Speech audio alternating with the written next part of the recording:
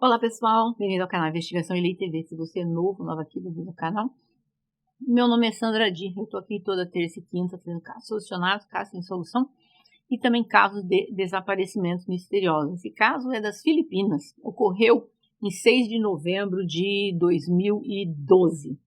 Um corpo sem vida foi descoberto na 18ª Avenida Baranga, San Roeran, às 5 horas da manhã. Era o corpo de uma jovem na casa dos 20 anos. Acontece que nos momentos finais dela, uma pista crucial foi encontrada na mão desta jovem, que mais tarde ajudaria a resolver o próprio caso dela. O que ela segurava na mão era um saco de papel do McDonald's.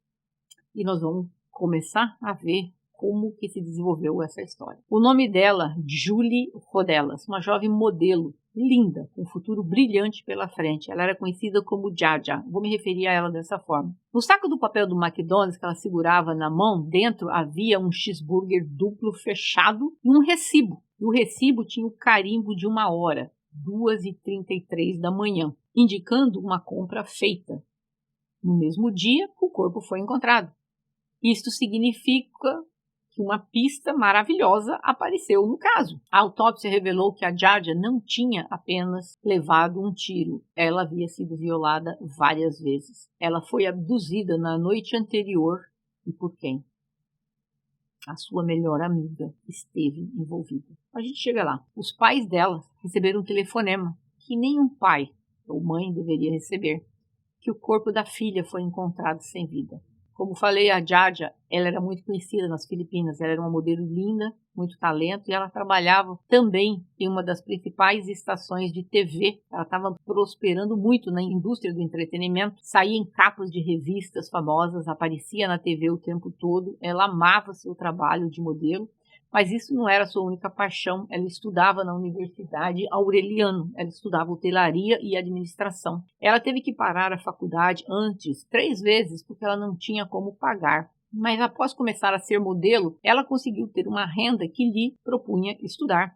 A Julie, ela tinha sonhos de se mudar para o exterior e construir uma vida melhor. No dia 5 de novembro de 2012, a Jaja saiu para encontrar com sua amiga Althea Altamirano, que também era uma modelo. E elas tinham ido juntas para encontrar um produtor para discutir uma oportunidade potencial de trabalho para a Jaja. Ambas amigas eram muito próximas, praticamente inseparáveis. Elas frequentemente compartilhavam até roupas para os seus shows de modelo e tal. As pessoas se referiam às vezes a ambas como as gêmeas, outros como as irmãs. A Jaja admirava muito a Althea como modelo.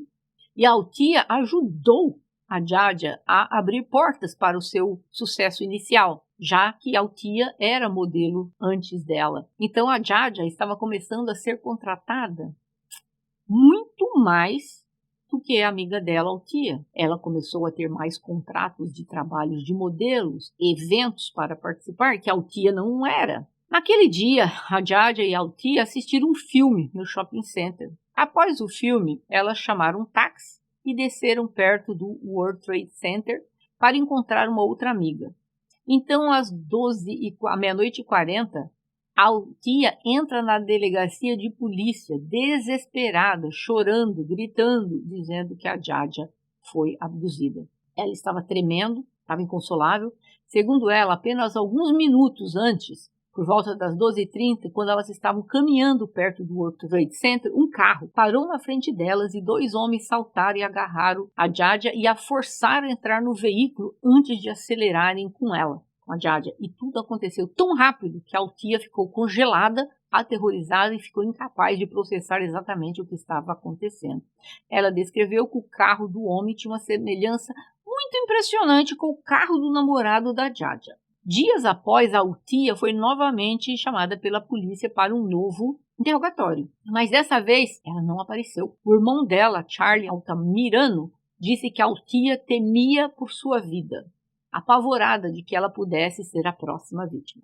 A Unidade de Investigação de Detecção Criminal da Polícia Nacional Filipina assumiu o caso e começou a ouvir testemunhas. Algumas testemunhas que estavam na área relataram que ouviram disparos por volta das 5 da manhã E vários mencionaram ter visto um carro Mitsubishi Monteiro de cor escura, acelerando de onde o corpo da Jadia estava. Algumas testemunhas conseguiram fornecer a placa do carro. Como nas mãos da Jadia ela segurava esse recibo, a polícia foi no local daquele McDonald's. Mas algo não fazia sentido. O recibo na mão da Jadia claramente mostrava que ela havia comprado o McDonald's 2 horas depois de ser abduzida por 2 homens. Como assim? Não fazia sentido.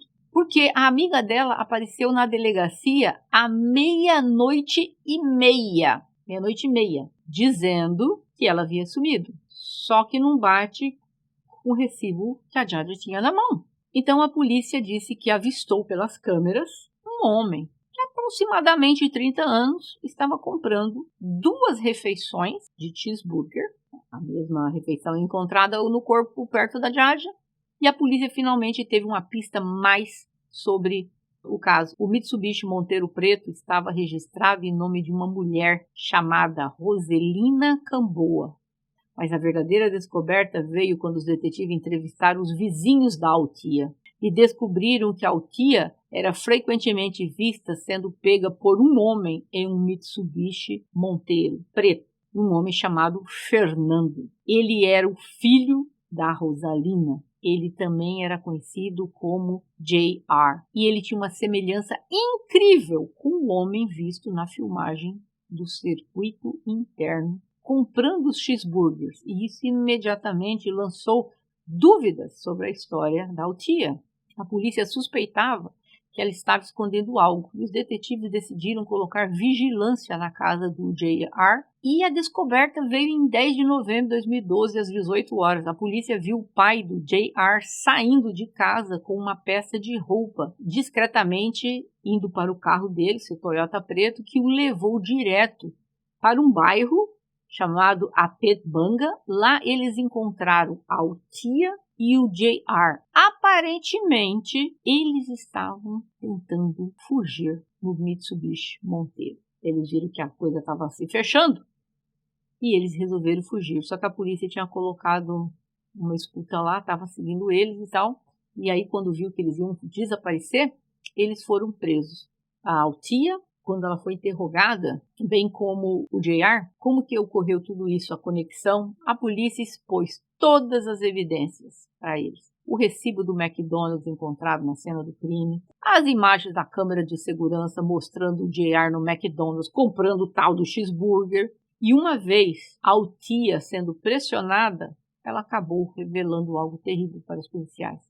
Ela disse que era um plano dela e do namorado, que era somente para abduzir a Jadia, mas alguém tirou a vida dela sem a ordem deles. A intenção dela era apenas dar uma lição na Jadia. A Altia confessou que sua amizade com a Jadia estava quebrada. Embora ambas fizessem parte da mesma indústria de modelos, a Altia ressentia-se da Julie, da Jadia. Por quê? Porque disse que a Jadia foi indiscreta, espalhou rumores referente à Altia, porque descobriu-se que a Altia, no mundo da moda, se você tem filhos, não pega bem no mundo da moda quando você é jovenzinha ali nos seus 20 anos, né? E aí, o que aconteceu? Dizem que a Jadia contou o pessoal lá da indústria da moda que a Altia tinha 2 filhos e que a Altia tinha tentado esconder sobre isso. Ninguém sabia desses filhos. E segundo ela, isso prejudicou a sua reputação e custou a oportunidade de muito trabalho na carreira dela. Ela disse que ela se sentiu traída pela Jadia e ela não conseguia perdoar. Então, quando a Altia contou isso ao J.R., que era o namorado dela, ele rapidamente concordou em ajudá-la e juntos eles elaboraram um plano para abduzir a Jadia e queriam assustá-la. Só que ela nunca disse assustar de que jeito. A Altia enfatizou que eles nunca tiveram a intenção de machucá-la, muito menos de tirar a vida dela. Na noite de 5 de novembro, a Altia mandou uma mensagem para o J.R. revelando onde ela estava, porque ela estava com a Jadia, tinha ido no cinema.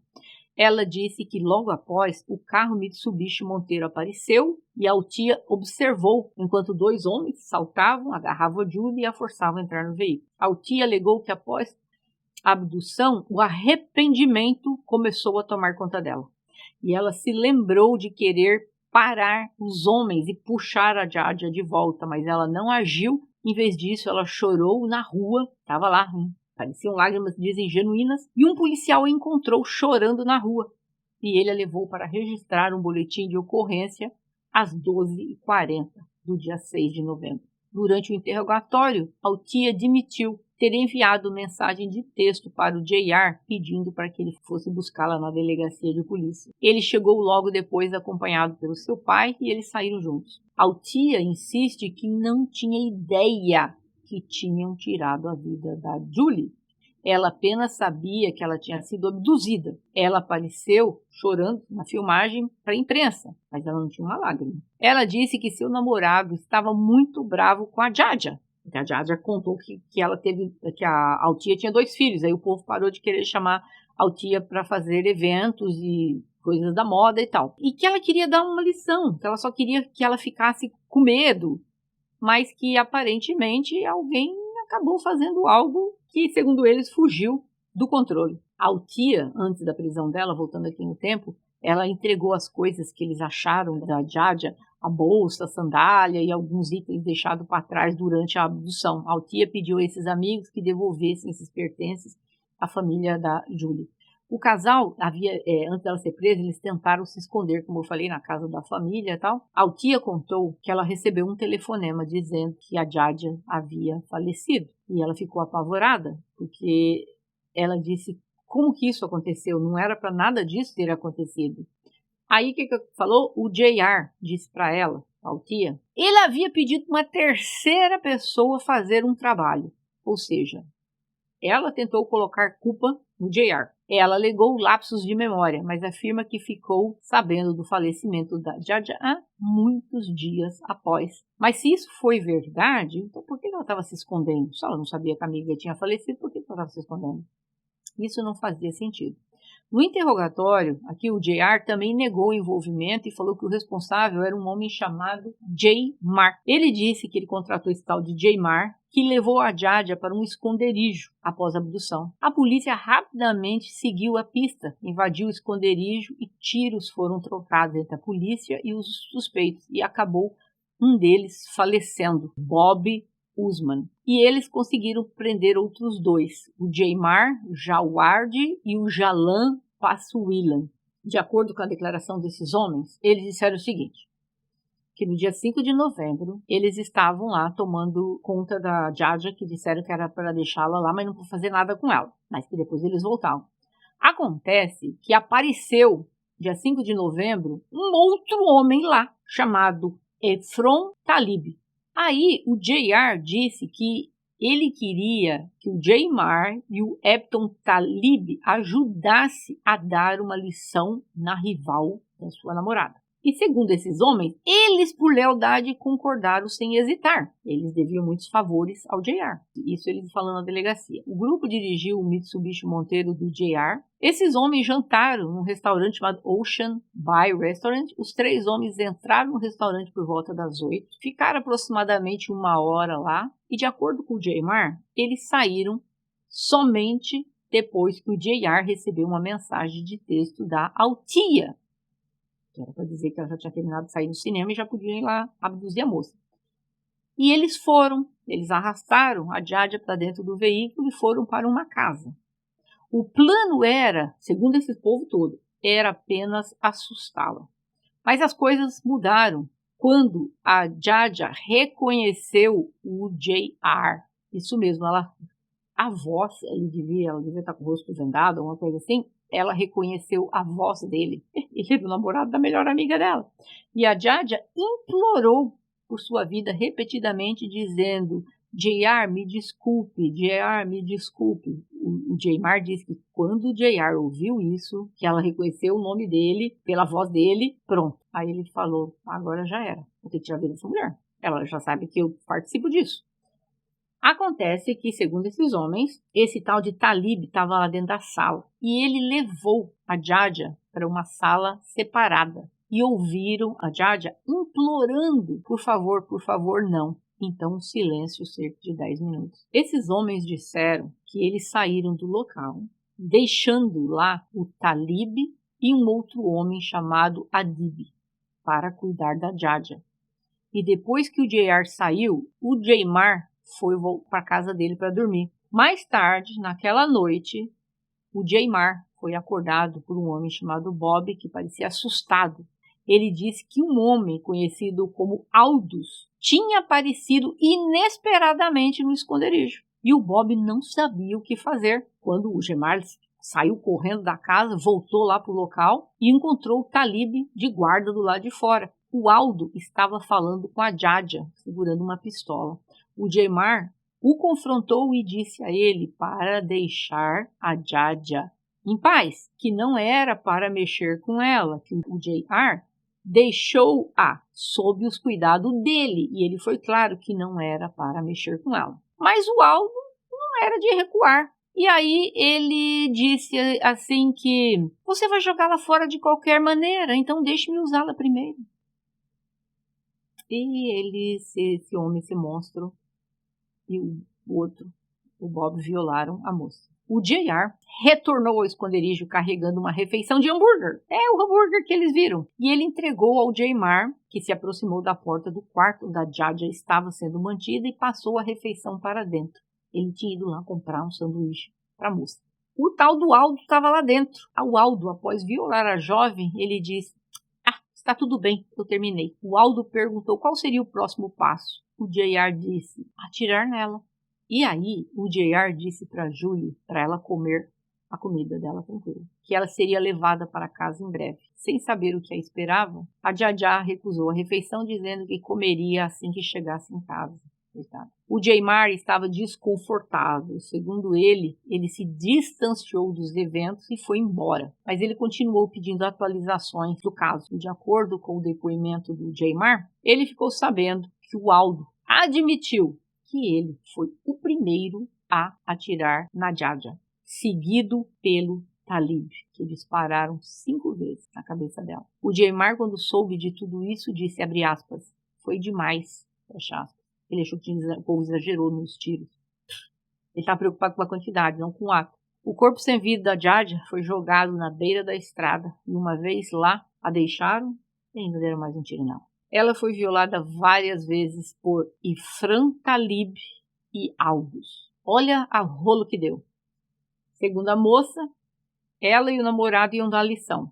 Mas aí o namorado contratou o Jaymar e depois o Talib.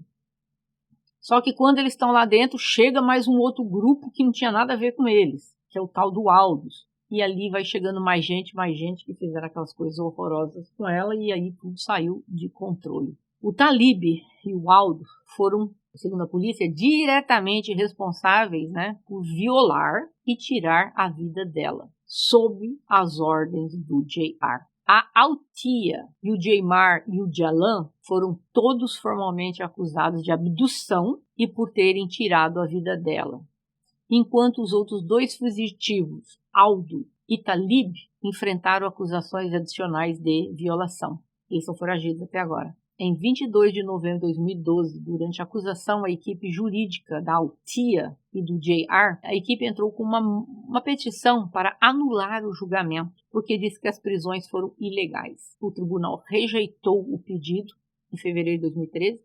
O juiz decidiu que a polícia agiu legalmente ao fazer as prisões, mesmo estando sem o mandado judicial. O tribunal concluiu que as circunstâncias envolvendo o crime justificaria as prisões. O caso do Jalan não tinha muitas evidências sobre ele, então eram insuficientes, não tinha nada que o ligasse diretamente ao ocorrido. E ele foi acusado, então, apenas de posse ilegal de arma, o tal do Jalan. Em janeiro de 2013, ele foi temporariamente libertado sob fiança, mas essa liberdade temporária durou pouco, porque no dia 15 de junho de 2013 ele foi baleado enquanto tomava café da manhã com a sua família na sua casa em Quezon, nas Filipinas. O que aconteceu? Um vizinho dele, chamado Nasher, invadiu a casa dele, não se sabe por quê, por volta das 5h30 e abriu fogo. Apesar da natureza chocante do ocorrido, a viúva dele se recusou a permitir que os investigadores processassem a cena do crime e entrassem na casa. E até assinou um papel de renúncia. recusando qualquer investigação sobre o falecimento do marido. Que coisa estranha, né? Nunca tinha ouvido falar isso na minha vida. Em qualquer país do mundo civilizado você faz a investigação, né? Queira a mulher ou não. Então, o que aconteceu? A polícia não investigou o crime, então esse homem, o Nasher, nunca foi preso. Mas aí ele tinha tirado a vida do cara. Por que ele tirou? Ninguém sabe. A família da Jaja permaneceu firme em busca por justiça. E tem a esperança que os fugitivos, Talib e o Aldous, eventualmente sejam capturados e levados à justiça. 12 anos depois, marcaram o julgamento. Imagina, 12 anos esperando o julgamento. Só que aí começaram os problemas. Eles atrasaram tudo. Mudaram depois para julho de 2024. Depois mudaram para agosto, 2 vezes 2024. Depois mudaram para setembro de 2024. Aí teve até protesto, as pessoas estão protestando por que essa demora. Supostamente deveria ter sido agora, em setembro de 2024, o julgamento deles, mas não ocorreu. Então, está lá, continua preso, né? Aquele povo todo, o JR, a Altia, todos eles. A única pessoa que saiu nessa história toda foi o Jalan, que não tinha provas contra ele, e está foragido, né? 2 deles, como eu falei antes, então está todo mundo na espera que o Talib e o Aldous possam ser encontrados. 12 anos se passaram e ninguém sabe onde que esses 2 homens estão. Aquele que perdeu a vida, né, que o vizinho tirou, e no dia que a polícia foi fazer lá o confrontar, né, para poder o que estava acontecendo, houve aquele tiroteio e um faleceu. Ou seja, vocês acreditam que de verdade, dentro dessa história, era somente para dar uma lição nela? Agora eu não entendo, como você vai dar uma lição em alguém? Esse rapaz, ele era o namorado da melhor amiga dela. Obviamente que se ela ouvisse a voz dele, ela saberia que era ele, mesmo se ela estivesse vendada. Eu não sei. Eu fico meio na dúvida se a ordem foi exatamente essa. Tipo assim, a Altia disse, eu quero que tire a vida dela e tal. Me leva a crer que ela, na vingança dela, na maldade dela, queria dar uma lição, não que ela achava que iam tirar a vida dela. Por quê? Porque um dos homens, vamos lá, a Altia não tinha conhecimento dentro dessa história com esses monte de homens que apareceram depois, tá? E foi muito estranho que o Jaymar, ele foi um dos homens que disse que naquele dia que aqueles 2 apareceram lá dentro e que queriam violar a moça e tal, ele falou, não faça nada com ela, porque o JR falou que não é para ninguém perturbar a moça. Ou seja, ele deixou claro para aquele povo, né, que eles iam dar uma lição nela. E esse Jaymar confirma isso para a polícia, que realmente, quando levaram ela para lá, era para dar uma lição. Nunca disseram que lição que era, né? Levando a crer que talvez a Altia achava que iam fazer alguma coisa, bater, sei lá o que eles iam fazer com ela, mas que ela não achava que fossem para tirar a vida dela. Tanto é que as únicas pessoas que estão respondendo, apesar que a Altia, todo mundo dançou, né? Mas fica aquela dúvida, né? A Altia, ela sabia que eles iam tirar a vida dela? Eu, particularmente, acho que não. Eu acho que ela queria se vingar dela, mandando fazer uma coisa bem brutal com a moça. Mas não acredito que ela queria que alguém violasse e tirasse a vida dela. Tudo partiu do namorado, que deu a ordem para esses homens depois, para tirar, porque ela reconheceu a voz dele. Então, ou seja, tudo leva a crer que inicialmente o plano não era para tirar a vida dela. Só que lá escalou, mudou tudo e tomou um outro rumo. Mas eu gostaria de ouvir a opinião de vocês. A Altia sabia que iam tirar a vida dela ou não? Eu acho que ela não sabia. Mas dançou igual e tá perfeito para mim. Quando sair a sentença, eu venho aqui para dar para vocês, porque esse caso é muito intrigante, me chamou a atenção. E se vocês acharem interessante, deixa o gostei aí para o YouTube entender que o vídeo é bom recomendar para outras pessoas. Precisamos bater esse 100k até o final do ano, gente. Falta pouco. Dá uma liberada aí, coloca nas redes sociais de vocês, mande pro WhatsApp dos amigos, da família. Vamos aí, queria fechar esse 100k comemorando com vocês aqui antes da virada do ano. Nos vemos em breve, até mais.